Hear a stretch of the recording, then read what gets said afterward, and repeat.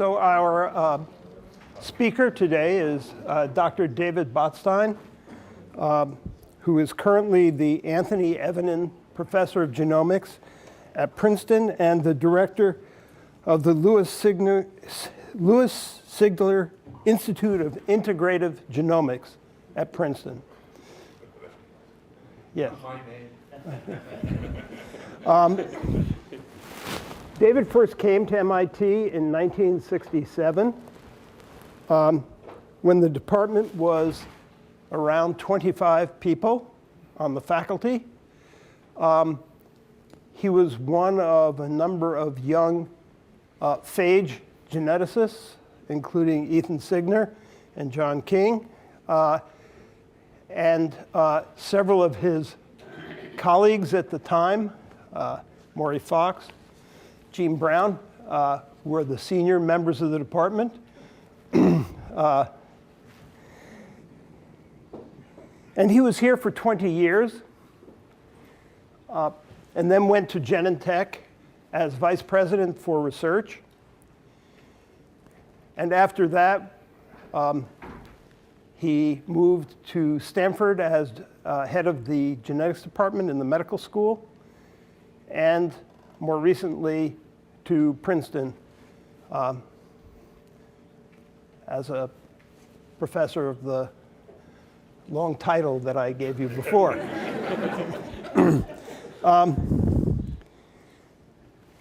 So I've known David ever since he began here. I think I actually wrote a letter for his tenure decision at the time. I look back, I was right.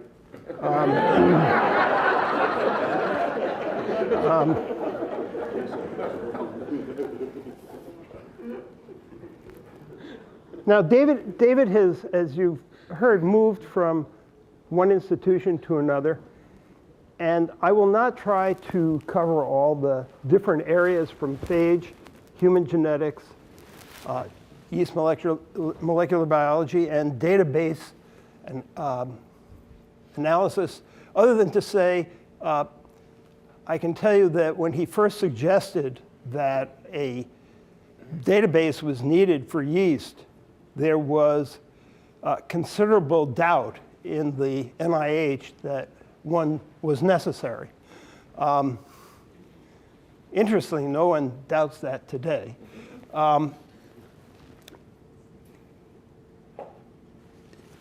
David and I have had a long history together. We took 2 sabbaticals together. We've written a number of reviews and papers together, and I think it's because in general we speak the same language. It's much easier to understand what the other person is trying to get at when you both speak the same language. And as you might guess, it is the language of genetics. There's a period in David's life that I am unfamiliar with, and that was his time at Genentech, which I figured I didn't know because it was of commercial concern. But now several books have come out revealing David's role there, which is very similar to that he has in all the institutions he's been at, which is that he breathes intellectual oxygen into the atmosphere. And so I just read to you from a book recently came out called HER2 by Robert Bazell. In the mid-1989, management almost shut down the HER2 project. Okay. 2 scientists in lower management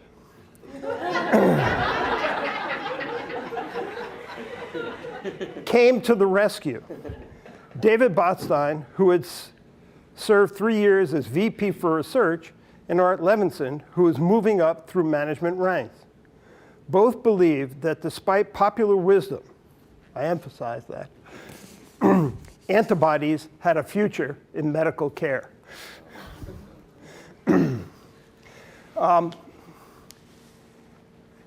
Now, you know, you get to learn a lot about a person when you write with them. Actually, David, in the early 1970s, was also a student in the yeast course at Cold Spring Harbor. His partner was Ira Herskowitz, also a graduate of this department. And what I learned about David is he is impatient for results. He had moved from working on phage to working on yeast, and they were looking for temperature-sensitive mutants. And it's the closest I've seen to David to get into a physical tussle, because he was expecting, just like you could see plaques in about 3 or 4 hours, that he would see the temperature-sensitive mutants in about 3 or 4 hours. And so he was constantly opening the incubator and looking at the plates, much to the consternation of his partner, Ira, okay, who finally came to me complaining that David was screwing the experiment up. Okay. It's always a pleasure for me to hear David speak, and I hope you will welcome him today.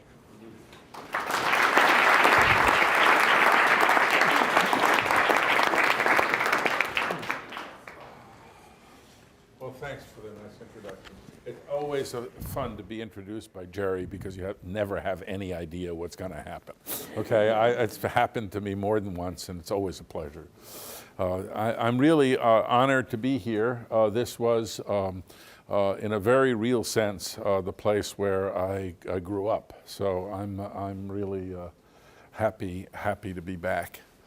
And I thought a lot about what I should say, and I listened to some of the talks of some of you here. And I decided that, well, I can't completely skip over my early life, but I'm going to make that really short. And then I want to talk about what I thought was really important in my time here. And then I'll let you guys ask questions or whatever you want to hear about. So I'm an immigrant kid. My parents were house officers in Zurich, Switzerland. When the war broke out, they were refugees. It's sort of Weinbergish, if you heard Weinberg's talk. You know, we arrived in this country by ship, the SS America, in 1949. Of course, much of the remaining family was wiped out by the Germans, but my parents, because they were in Switzerland, they had the good sense not to run back to Poland when the war broke out, and so they ended up in this country. And I went to school in New York City in the days when public schools were good, in fact, better than the private schools. And I went to the Bronx High School of Science, a sort of standard thing if you lived where I lived, if you were interested in this kind of thing. And well, really, at science, I became really interested in mathematics and physics. And I had no intention of applying to Harvard, but my father, who was a radiation oncologist, he had two ideas in his head, and it was clear that I could not dislodge both of them from his head. So one of them was that I had to go to Harvard in order to amount to anything in the United States, a questionable proposition at best, okay? And the second is that I could never survive in the world unless I had an MD. So I chose that I gave in on Harvard and fought about the MD. I went to Harvard with the idea of being a physicist. And that didn't work out for various reasons. One of the great things about college is that you get to, especially a good college, is you get to see what the competition is really like. And it was very clear that if we were talking theoretical physicists, that wasn't me. And so I was looking around for other things to do. And I came into the sphere of influence of Jim Watson, who was at that time an assistant professor and was turning the world upside down, or so he hoped, and in fact he did, at Harvard. And they eventually threw him out. That's a whole other story. But the only time I know of that they threw somebody with a Nobel Prize out the door, but they did. And the result of my sort of being in that area is I went to the Department of Biochemical Sciences, which wasn't the department, it was just an umbrella program, and said, how can I sign up to do some kind of biophysics? And they said, well, you can get a tutor. And I said, well, I want Watson. Can't have Watson, okay? So they went through a bunch of other names, and then they said, well, how about Magasanik? And they said it with such a tone of respect that I said, I better settle for Magasanik. You know, the poker game is over. And of course, I went to see Boris, and he asked me, what happens to glucose when the bacteria eat it? And I said, well, it makes more bacteria. And then he said, well, think harder about it, okay? Anyway, he took me under his wing, and I learned a huge amount from him there. But what really happened was that I spent the summer. Boris was recruited by MIT, and I spent that summer here at MIT, across the hall from what was then Salva Luria's lab, working by myself on tryptophan degrading enzyme. You don't want to know about this. This was really not a very interesting project in retrospect. But I did learn how to streak out for single colonies. Luria taught me that himself. And it was a small place, and it was utterly different from Harvard as far from my perception. And I realized that what I really wanted was the intellectual community that those guys had. And so I convinced Boris that it was all right for me to take Cyrus Leventhal's course, which was then called, I don't know what it was called. It was intended for physicists who might be interested in biology, and I convinced Boris that was me. And so I came and took this course, and that was what really changed my life. Most of you, some of the old folks remember Cy. Of course, Maury in particular was recruited here by Cy. Maybe many of the people who came here, maybe Luria was even recruited by Cy. I'm not exactly sure of the chronology, but he had the idea, if there is a thought about quantitative and molecular biology, Cyrus Leventhal embodied that. He was not only charismatic, but he was really smart. He was in the way in which he interacted with students.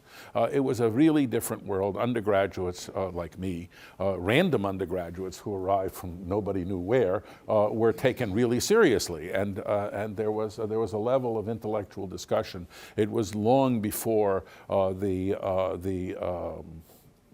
events that have infantilized education all the way through MD, PhD, the education that we have now. We were expected to think seriously about things for ourselves, and when we did that and we actually put the effort into it, we were taken seriously in a way that is very, very hard to make happen anymore, because nobody expects it, neither the faculty nor the students.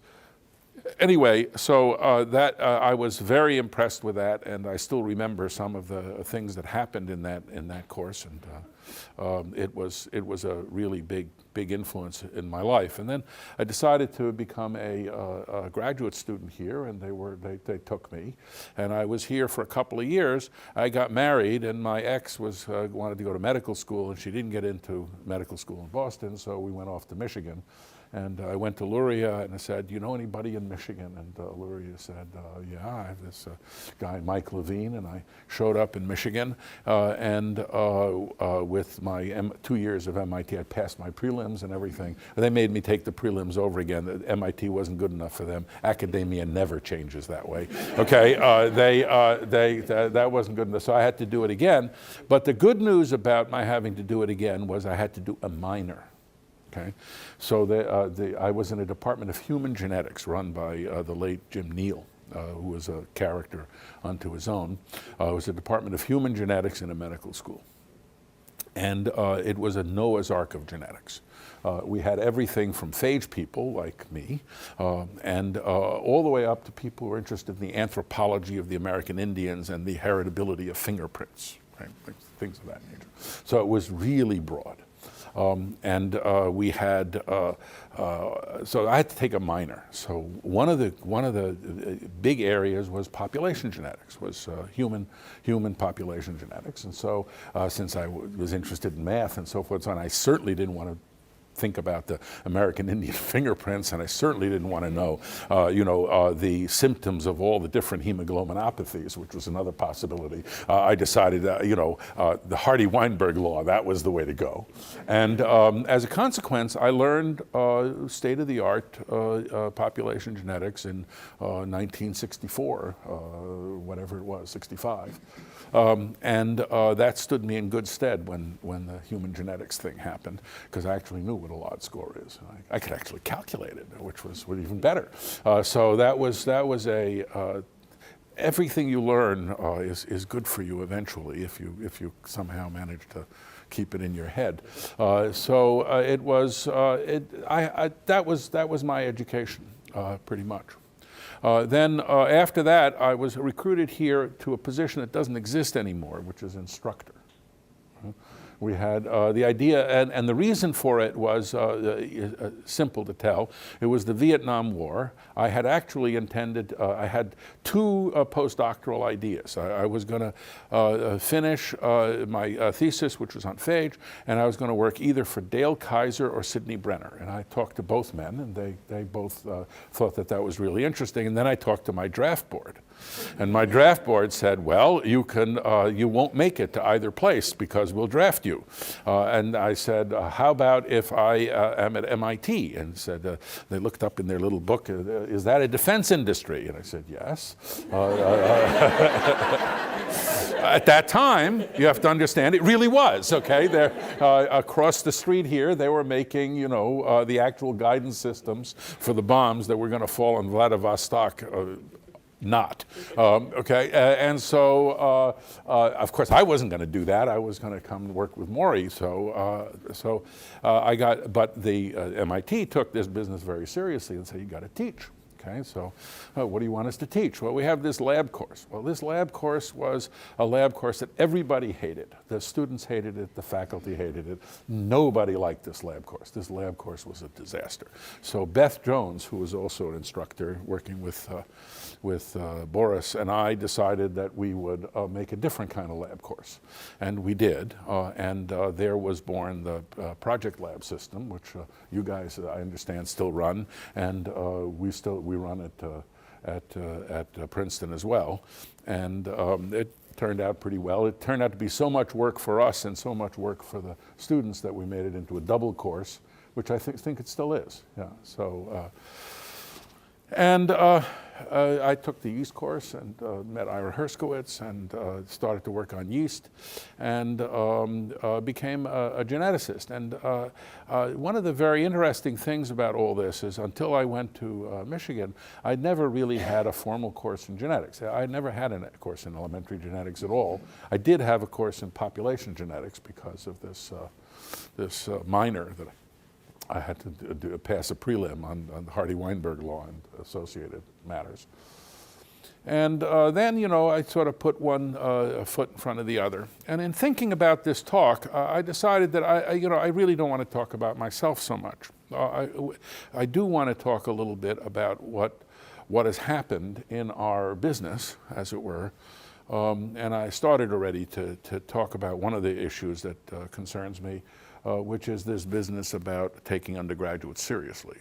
I think that I've developed a whole theory about why it is that there's been this monotonic decline in interest in hard science among American students. It turns out it's first world students more generally. It's not just American, because when I go to Sweden and Norway, they tell me the same story, and the statistics bear that out. And the question is, why is it that we have that this is happening? And there are really two theories. One theory, which I call the establishment academy theory, very ably put forward by Bruce Alberts, is that it's all the fault of the high school teachers. that somehow the high school teachers have that K to 12 education is where we're losing the students, and this is pretty generally accepted, and I don't believe that theory at all. Okay, and in fact, I think that theory isn't even close. And I'll give you a very simple anecdote, not an anecdote, a factoid, that shows that it can't be true. So when I went to Harvard in 1959, I was one of, at most, 10% of students who knew calculus. I went to the Bronx High School of Science. They taught us calculus. There was an advanced placement exam, but nobody took it. Okay, it was uncommon. It was not standard. Today, you can't get into MIT or to Princeton or to any college of the first rank if you haven't done calculus, at least calculus AB, mostly calculus BC, which is, well into differential equations and series and all the rest of that sort of stuff. Where does everybody think these kids learn that stuff? Certainly not from the street. Okay, not from their peers or their parents. It's not on YouTube. Okay, whatever is the input into a freshman year has to be is already now being furnished by whom? It's got to be the high school teachers. So it may be that high schools are failing if you look over the distribution of all students. And I believe that could well be true. But from the point of view of the whatever cut you want to make of the distribution that ends up in elite colleges and universities and ends up doing science for a profession, it can't be true. So it's not their fault. I think it's self-evident. It can't be true. So then where do we lose them? And the small amount of investigation, it's easy to convince yourself we lose them in college. And where do we lose them in college? We lose them in the first 2 years. And this is one of the things that I learned at MIT, because MIT is different from most of the other places, right? So if you go to Stanford, or you go to Princeton, or you go to Harvard, 3 places I know reasonably well, and you are a young lady who's just finished high school, calculus BC, bright-eyed and bushy-tailed, and wants to be a neurobiologist, okay?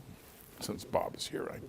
Neurobiology is the highest form of biology. Everybody knows that, okay? And so you want to be a neurobiologist. So what happens to you, okay? You go to an office. Okay, and the office is run by somebody. The name at the Princeton her name is Elena. At Stanford, her name was Suzanne. And it's so far back, I don't remember what the Harvard one is called. Okay, so this person is not a faculty member. This person is typically called a coordinator.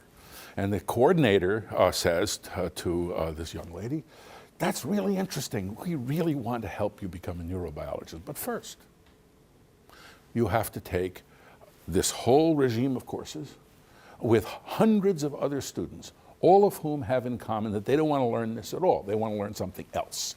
But before they let you learn anything else, you have to take this course in biochemistry and genetics and various other things, chemistry, organic chemistry, and a whole set of prerequisites.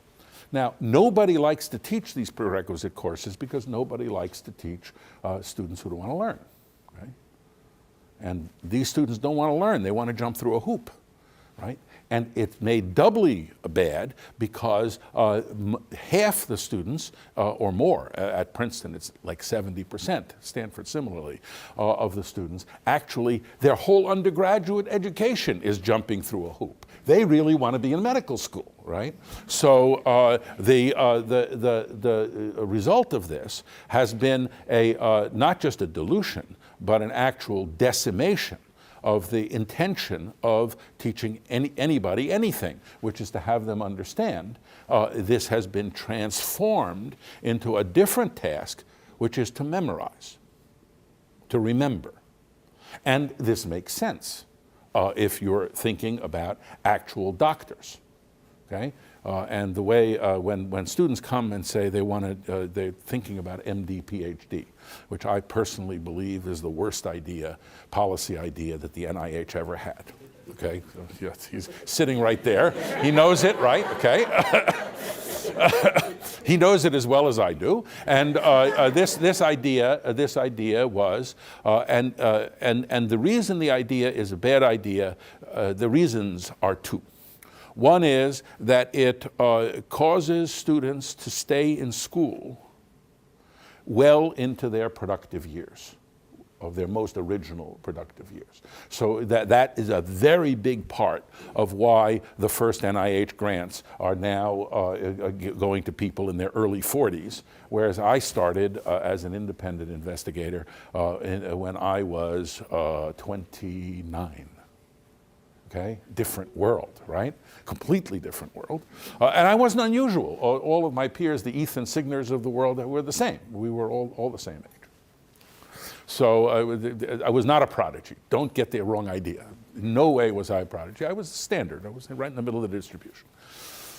So that's one reason that it's a bad idea. But the other reason is because of internal schizophrenia. Okay? And the internal schizophrenia has to do between understanding and remembering. And the way I explain it is to say, imagine that you're in an airplane. You're flying along, right? And the airplane suddenly does this. Okay? What you don't want is for the pilot to be thinking about the vector forces on the wing. Okay? What you want is the pilot to have trained and know by muscle memory, by intuition, by instinct, what you have to do to get from here back to here. That's all you want. That's what you want from your doctor. When I have an arrhythmia, I do not want to understand all the I don't want him to be calculating electrolyte concentrations in his head. That's hard, and it's going to distract him from the big problem of getting me back, to having a regular sinus rhythm, right? Okay, so they are different professions. And in 1917, Flexner had this great idea that by mandating that the doctors would need to have more science, that he was improving the medical profession, and arguably for the next 50 years he did. But now the law of unintended consequences has taken over, and we are in the unfortunate position of having our introductory education, the education where you get young people turned on to the real possibilities, has been hugely distorted by the fact that we've tried to mix together two immiscible cultures.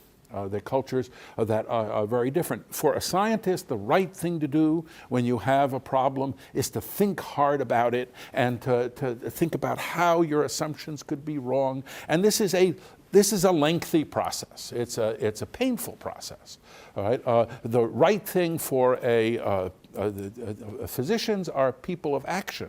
The right thing for physicians to do is to do the best they can with the information at hand and not worry about the theoretical soundness or basis. In their leisure time, they can worry about whether what everybody thinks is the right thing to do is the right thing to do. But when faced with the patient, they have to do the best they can on limited information.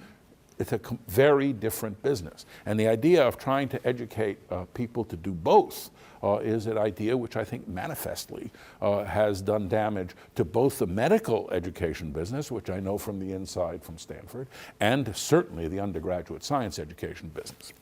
And in fact, were it not for the engineering schools like MIT and Caltech and a few others, the situation in this country would be very much worse, because it's very, very difficult for students to persist in an atmosphere where all their peers have almost no work to do compared to them. They're working day and night. They're going to labs. They're doing problem sets. They got various kinds of head breakers at Princeton. Second year physics is called death mechanics. Okay, this is not an exaggeration, right? I mean, these problems are really hard. So what we did at Princeton was we did, as my dean, who has a brass rat, comes from MIT, he has accused me properly of saying, I've made a little MIT inside Princeton. Okay, and Nikolai, who was there, knows that this is pretty much what we have. And the idea here is taking undergraduates seriously, asking them to think and not to remember necessarily. I mean, it's good if you remember something. I mean, if you have, complete loss of memory, actually, you can't do anything. Don't misunderstand me, but the whole idea is a different thing than it has become. So that's one thing I wanted to, observation I wanted to make about teaching. And with a little coda, which is that I got a job at MIT not because of my research. I have no illusions about this. It was because Project Lab, and they didn't want to give up Project Lab. And if they didn't hire me, no one was going to teach Project Lab. And for a long time, until Graham Walker came along, nobody else wanted to teach Project Lab. And so it was a long process before people understood that it was a good thing and that it was actually fun to do.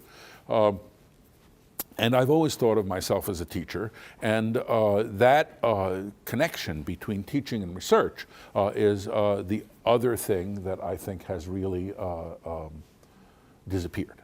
Most of the young people I meet, even at Princeton, need heavily to be convinced that teaching is any part of their career. And the truth is that for me, most of the really good ideas that I've had have come as a consequence of my function as a teacher. And I can put it very simply, if you teach sensibly, a sort of Socratic method kind of teaching, which is what I do, a student will ask you a question. And, sometimes you know the answer to the question. That's good. Sometimes you don't know the answer to the question. So what do you do? Well, the first thing that flashes through my mind anyway is, why don't I know this? Okay? And usually it is because I don't know it, and so I take that possibility into account, and so my immediate response is, I don't know the answer to this question. I'll look into it. Let's come back tomorrow and we'll have a discussion. And I go and look it up, and most of the time, that's right. I didn't know it, and the answer is known. Sometimes nobody knows the answer. Okay, well, what do we call that? That's a research problem. Okay, so and it happens much more often than you would think, because in our the way we do research and the way we write. I was talking to one of your colleagues coming out of the Whitehead Institute, and he was complaining about he didn't want to come to this talk, so he was saying he has his grant to write. So I say, why are you writing so many grants? And he said, I gotta have all this money. I need to have all the money to do all the research and so forth. How many people in your lab? 25. I never had 25 people in my lab. They ain't even close, right? We had that many when Pat Brown and I were both running a lab together, okay? But I count that as 12 each, right? That's not 25. And he said, do you ever get anything out of writing a grant? And I looked at him and I said, yeah, because it gives me every N years. I don't write so many grants. I write grants when I need to. I get to look at what I'm doing and to seriously think about, why am I doing this instead of all the other things I could be doing? Okay? And somebody alluded to the fact that I keep changing things, and the answer is that, at least for me, if not for the field, okay, I get to the point and say, I'm not going to be able to contribute very much to this anymore. This is, I'm done with this, right? And it's time to move on to something usually tangential, but not exactly what I was doing before. And I think that's a good thing, to have to look every so often. Now, of course, if your pure thoughts about what you should be doing are read by idiots who don't understand any of it, okay, then of course it's not a good thing. And if they don't give you the money, it's also not a good thing. But the idea of giving an account to yourself, at least to yourself, of why you're doing what you're doing, that's a good thing. And I take it very seriously for what it is. It's better than writing a review paper. A review paper, you have to make the whole field happy. for a grant. You just have to make yourself happy, right? You have to make a cogent argument for why you want to spend this money and what you want to spend it on. And if it's the same old thing, you might not get the money. Well, that's probably right. You shouldn't get the money. Anyway. So that's the other thing. And the last thing I wanted to bring out, which is a really major change from when I was growing up, is the literature. And this is actually my biggest concern. And I think that almost all of my thoughtful friends are on the same page. I teach from papers. What is it called? It used to be 786, then it was 750. It's called, what is it called now? Method and Logic. Method and Logic, okay. That was the same name that we had, okay. So Method and Logic was the graduate course that I inherited ultimately from Sci. Okay? And this course, Method and Logic, in the form that we taught it with Richard and Frank Solomon, we took papers, and the idea was to read the papers very closely and understand everything in them so that we could understand why they did it and how they did it and how it works. And we constantly, Richard was particularly avid to have modern papers. And so when we started with this in the 70s, there were modern papers that you could teach. But today, there are no modern papers that you can teach. None. Zero. Because the papers are unreadable. They're unreadable by anyone. In fact, many of them, it's clear they haven't been read by anybody, okay? They are compendia of figures. The typical figure has 10 panels. Okay? And some of the people who want to look for a job at our place show this figure from Science magazine, 10 panels. And you need a telescope to know whether on the top left things are going up or they're going down, right? Okay? It's not transparent, it's not understandable, and whenever you actually look, you can see that the really interesting stuff is in the supplementary material. Now, if the paper hasn't been read by anybody, you can imagine the state of the supplementary material. Supplementary material was put together by a postdoc or a graduate student or whatever.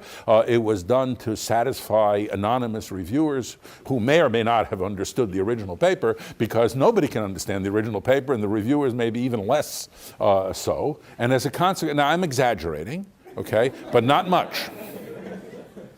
That's the problem. The papers that you read today are not transparent. The only papers that are understandable are papers of, what shall I say, discovery. Somebody discovers a new kind of RNA and makes a big argument about the new kind of RNA. Those kinds of experiments, maybe, if they're done right, you can understand them. But almost everything else is obscured by the loss of the standard, that scholarship and discovery go hand in hand, and teaching is part of the point of the paper. The idea behind the paper is that anybody should be able to read the paper and understand it if they have a minimum education. So, for example, when I was an undergraduate, I heard, the code was being worked out. I could read those papers and I could understand them. Okay, there was no supplementary material, there was no secrets, there was no secret password to actually look at the data. There was none of that, okay? And not only that, but the Jacob and Monod paper came out in '61. I was an undergraduate. I read it within a year of its publication. I understood the greater part of it, okay, with a sort of basic physics education. Wasn't that hard to understand. It's not that the experiments weren't subtle or deep. They were. Both subtle and deep, but they were written up in a way that anybody could, and these guys spoke French, okay?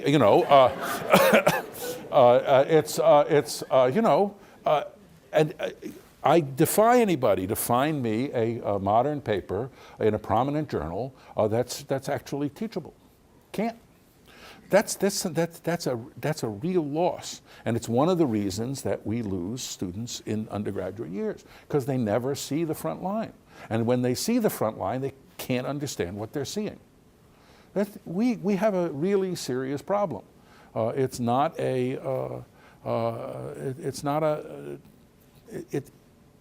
People are just not paying enough attention to this. And everything is on the economics of it, and how do you get a job, and so forth, and you have to have a paper in science. But the truth is that I'm always happy that we don't publish in those journals, because then we get to actually tell a story. And I'm proud to say that most of my papers, even now, are readable, even if they're not in the potato chip journals. Potato chip for empty calories. The reality is that this is an intellectual business. And if it's an intellectual business, it lives on understanding. And if it lives on understanding, then having a paper read by a 22-year-old who puts the stamp of approval and gets it into a very prominent journal is a nice thing for short term. But long term, your work is lost. That's the long and the short of it. So I'm done editorializing, and I'm happy to take questions. I'll jump in. Okay.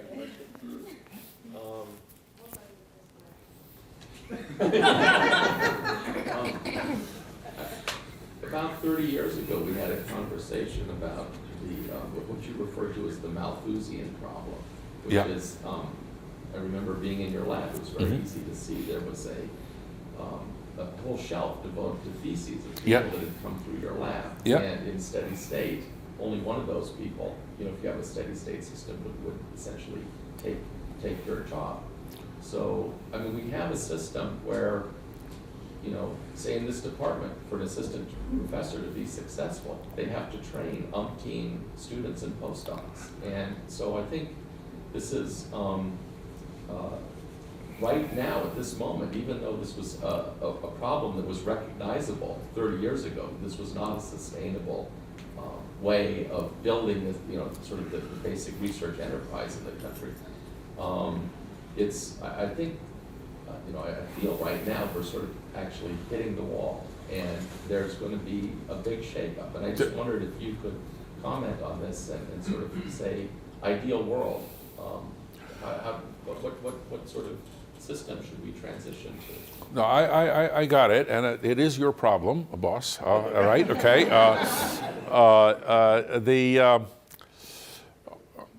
The answer is a little complicated, but not that complicated. There are two issues. One issue, the long shelf of theses, it has to be said that I was unusual. I had more students and fewer postdocs than most people. And I had a lot of joint students.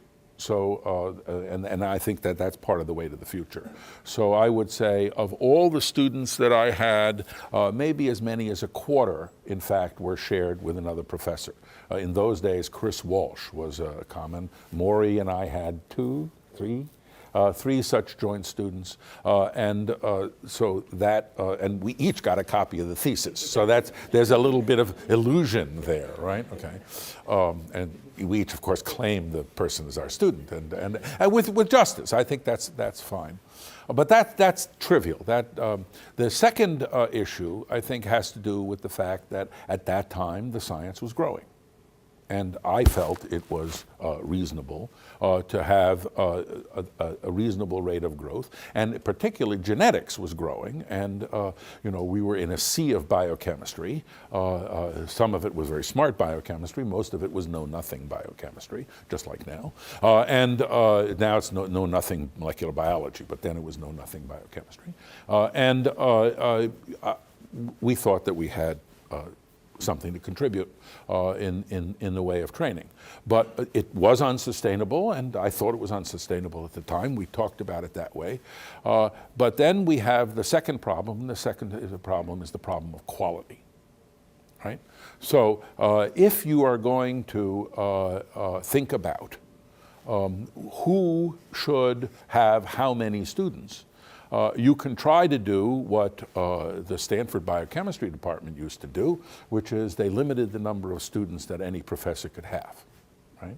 And so there were a few attractive professors and a few not so attractive professors to the students who knew nothing. Okay, they didn't do this in a thoughtful way. They did it in the way that, you know, in a thoughtless way, and that doesn't work. That produces rancor and means that the students no longer come to your department. So that's not a solution.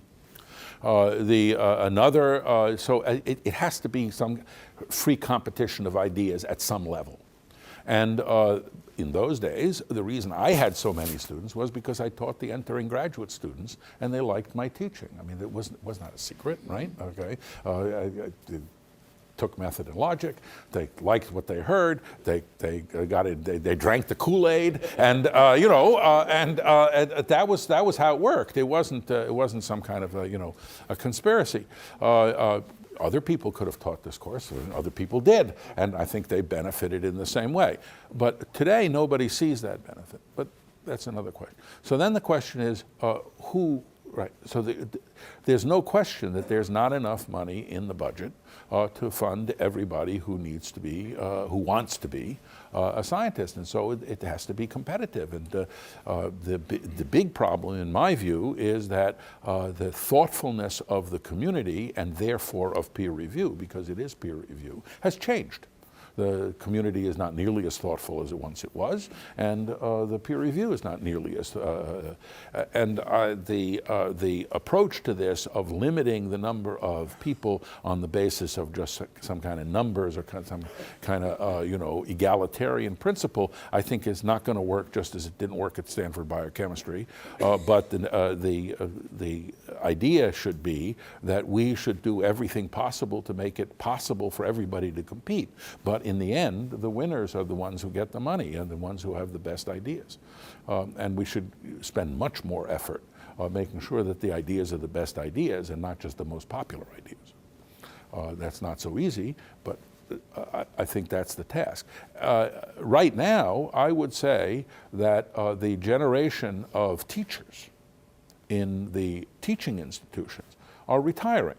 And there's, in fact, a shortage of people who are trained and educated in the appropriate way to do the teaching in the way that we're used to thinking of doing it. And if we still had the connection between teaching and research, as still exists at MIT and a few other elite places, it wouldn't be so bad. But very large amount of the money that comes out of NIH is going into the salaries of people who are not teaching at all. Okay, because the government has, in its wisdom, decreed that through Circular 821 that you get paid for the research, and so there are all kinds of, mainly medical schools and freestanding institutions, where basically they're renting space, and that is not helping us. We do want to teach people about science. And in fact, we're losing that game. And let me give you two reasons that I think we're losing the game. First of all, if you look in our great universities and you ask, how many students are learning introductory biology? Okay? At MIT, it's everybody, right? But you teach the 701 6 times? 3 times. 3 times, okay, all right?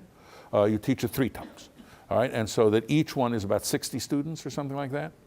No. 100. No, one of them is 400. 400, okay. That is, nobody taught on that scale 30 years ago. Wasn't done, okay? Everybody decided, like a sensible bacterium, that when you got to a certain size, you had to do it in 2. But that means you got to have more teachers. So the teaching institutions are hugely understaffed. They should have enough so that you teach 60 or whatever the quantum is, right? 60 to 100 is, I think, the maximum that you can sensibly teach in one go, right? Otherwise, you might as well do it on the internet. And we know that people don't learn to understand on the internet. That doesn't work. At least no one has made it work yet. So that's one piece of it. So we're actually understaffed at that end. And we're grossly overstaffed at people who basically play the lottery. They write 20 grants a year or 10 grants a year, and one of them hits. It's like spam, right? One of them hits, and they're in business for a while, and they don't get fired from their soft money institution, and then they do it again, right? That's actually not helping the enterprise at all. And then let me give you the last piece. We have all of these students in colleges all over the country who don't learn any science at all. Now, we could actually set a standard and say, we want everybody to understand, the basic ideas of evolution, not as a sort of a throwaway, but actually to understand, duplication and divergence and DNA and all the rest of that sort of stuff. And at Princeton, there are courses like that, but I would say not more than a third of all the students ever take a serious science course, although there are courses that are labeled serious science, but they're not. They're something for poets, which is, so why? Because the faculty claim that they don't have enough horsepower to teach these courses. So that's the other side of that question, right? And the universities need to step up, pay their share. Yeah. I'm a little hesitant to ask this question, but I have to. Why did you leave MIT?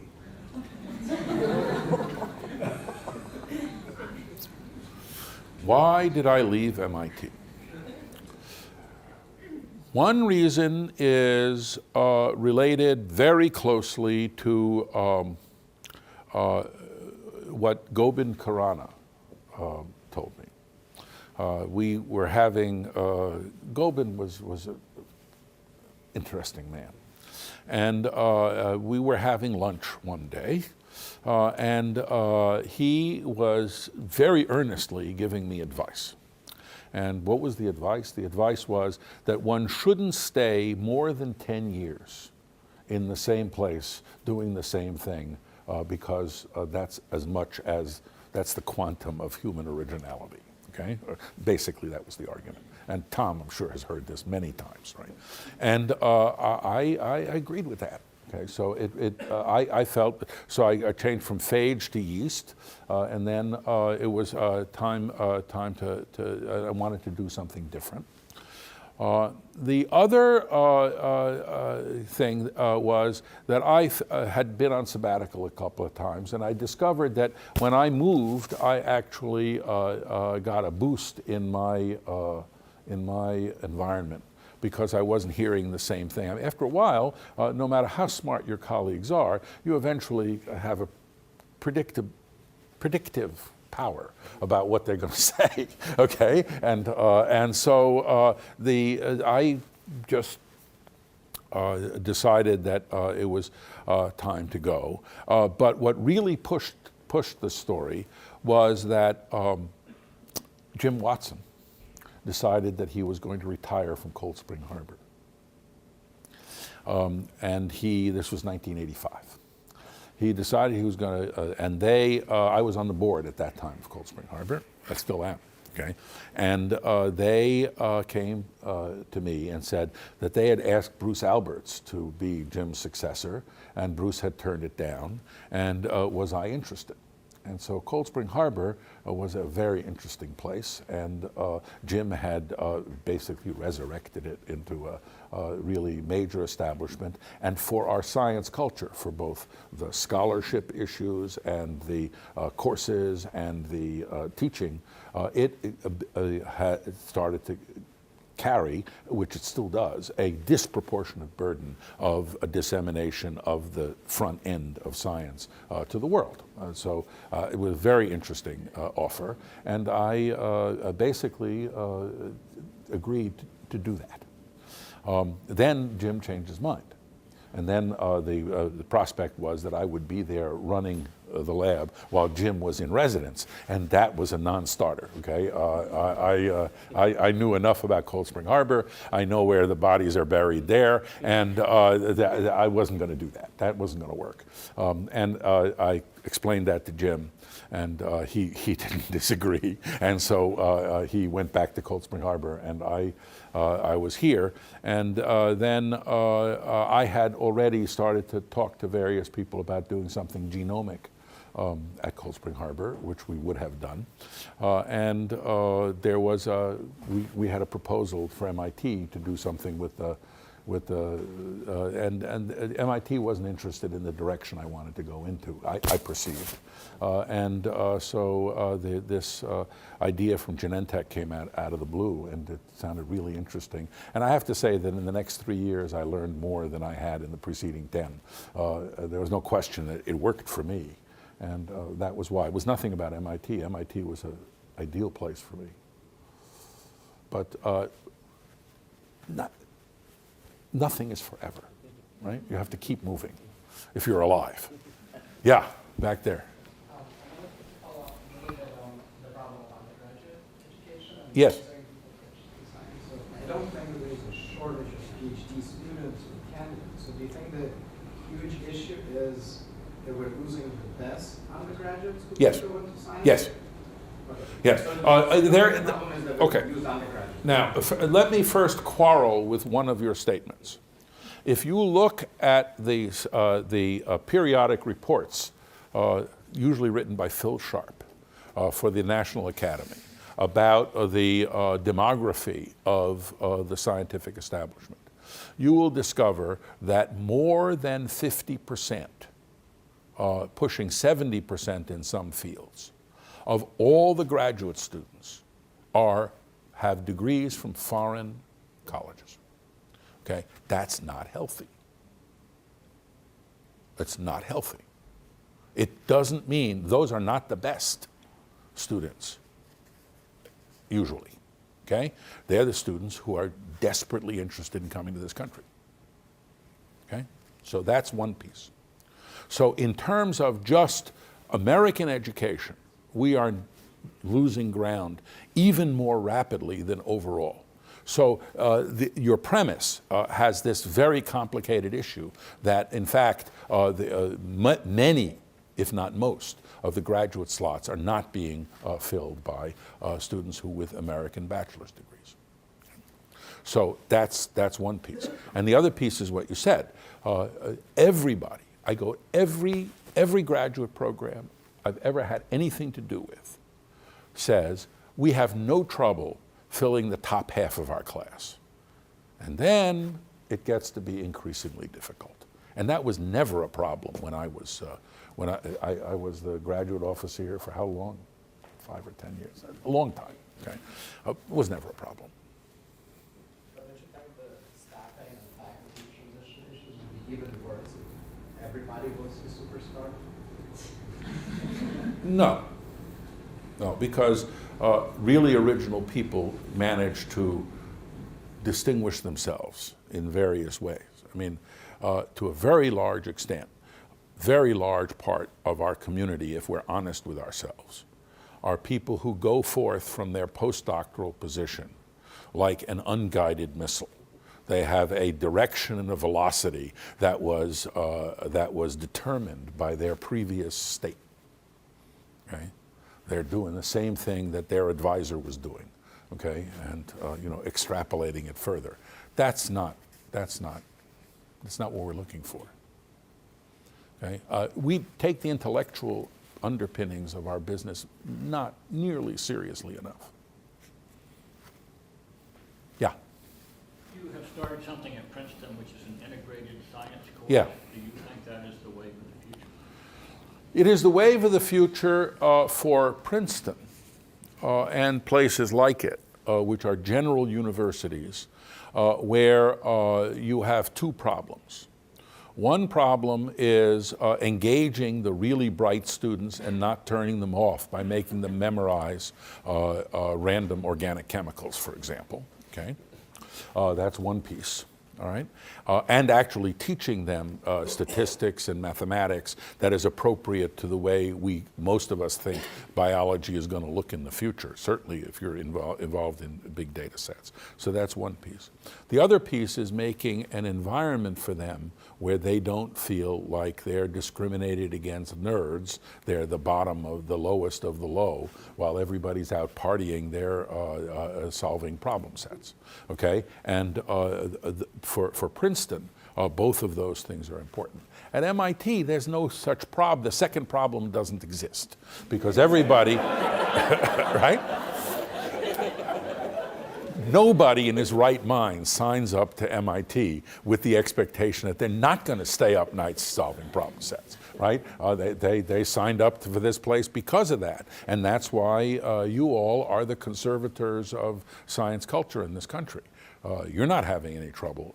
I mean, I would say that by far the best prepared undergraduates that I've had in my lab, and I've had quite a few, are the MIT ones. I mean, they're quantitative. They're not afraid of the computer. If they see a big sigma, they don't hiss. You have to live in this other world in order to understand how different it is. Yes? David, what do you think personally think your most important experiment was, and what do you think, which result, which piece of data had the biggest impact on science in general? Piece of data. Result, or some discovery that you made. Well, it's like being asked to choose among your children, okay? I mean,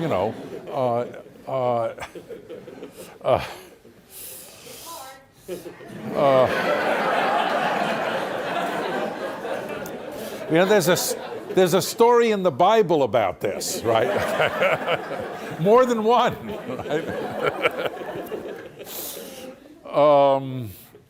I would have to say that in terms of accelerating the movement of science, it has to be the 1980 human genetics polymorphism paper.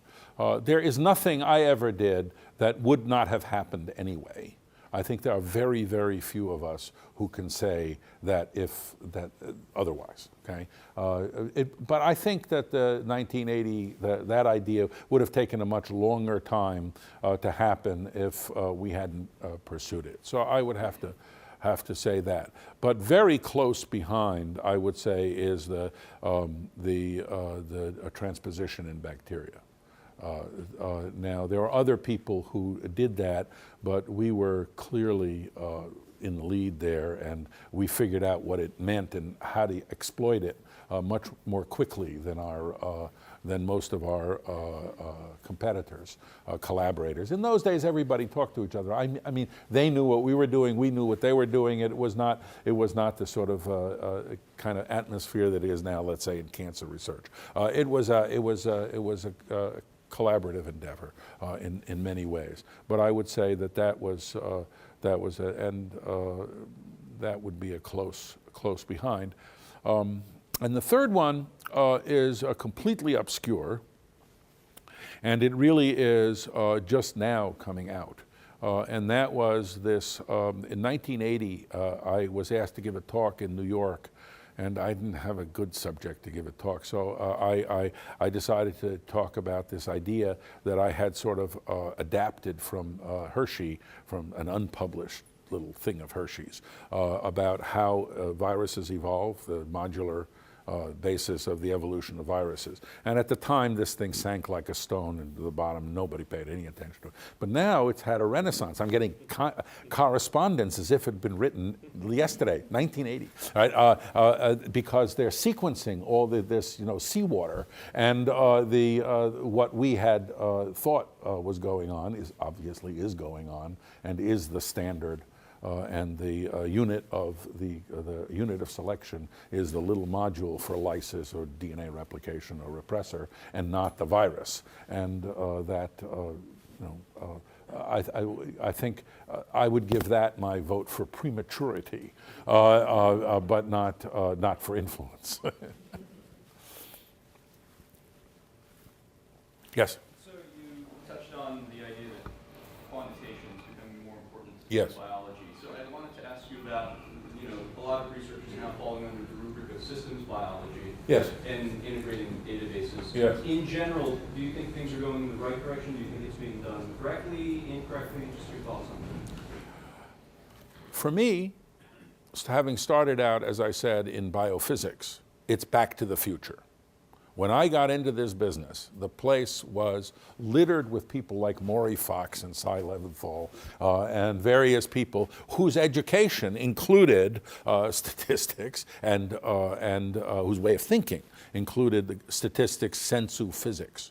Okay, and physical chemistry, thermodynamics, that was part of the education. It was required of both undergraduates and graduates in those days to take 560, right?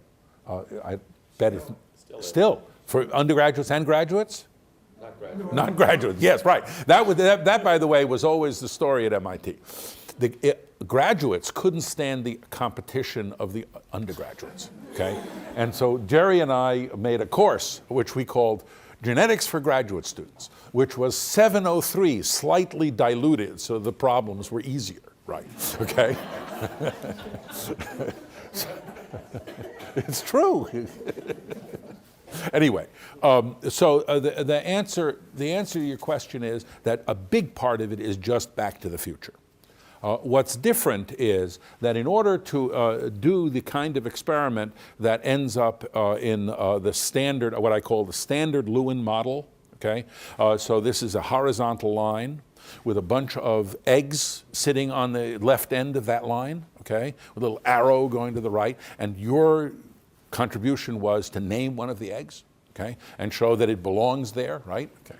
Okay, so to do that, you don't need to do anything quantitative. You need to be able to count on your fingers, right? And that's it. And those days are, I think, rapidly coming to a close. And so what's the best way to do system biology? System biology to me just means that actually not worrying about the individual parts, but worrying about how they all function together. And I think that's always been on the agenda, but hasn't been technologically accessible. Now it's technologically accessible, but only those people who can handle the math and the statistics and the other quantitative stuff are actually able to exploit the technology. I mean, there is nothing more misleading than a microarray paper done by somebody who doesn't understand how to do the math, right? And unfortunately, that's 90% of the papers. We have a very big problem along those lines, and I don't think we're going to solve it until we raise a generation of students more like the generation that was just before me, where it was taken for granted that you knew how to do all these quantitative things. The computer, of course, has made it both easier and harder in a way, because so many people are afraid of the computer and don't have any means for manipulating the computer themselves.